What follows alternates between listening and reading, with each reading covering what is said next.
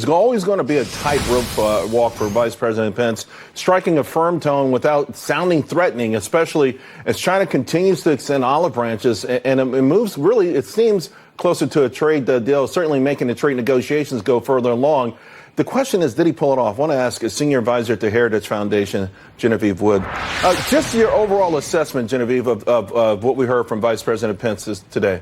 Sure. Well, I think he was holding China accountable. I think he was making it clear, look, you want to be on the world stage. We want you there. You're the second most powerful economy in the world. The U.S., frankly, has played a great role in getting them there. And we want to be business partners. We want to be trading partners. But if you want to be at that level, you have to earn that respect. And that means whether we're talking about human rights, intellectual property, what's happening on the national defense side and Chinese military and expanding into places like the China Sea.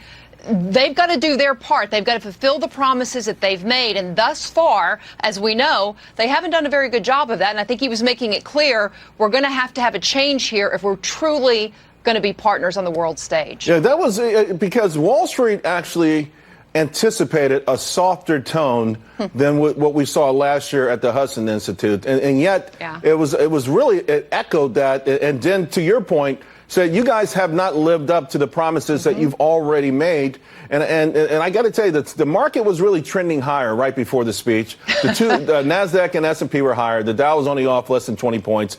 And really, as he was really digging in there deep, the Dow was off 117 points. The market was reacting tick by tick to this because, you know, listen, Wall Street wants a deal. They don't want confrontation. And yet Vice President Pence not only going after China, but he went after multinationals. He went after the NBA. And he really called out Nike and their hypocrisy.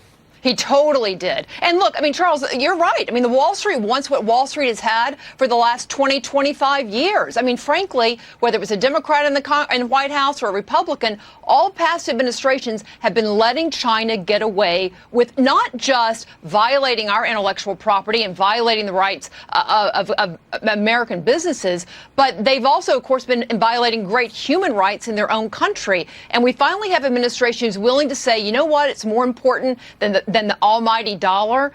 It's all of those things. And we can't continue to ignore what China's been doing. And look, China's at a place where they've got to make a decision. I mean, they can't, they've been getting away with a lot. And, you know, you can't blame them. They've been allowed to do it. But now they have somebody saying, we want to do business, but you're going to have to do better. And I have to believe China eventually, it's taken them a while because I think they've been testing this administration out.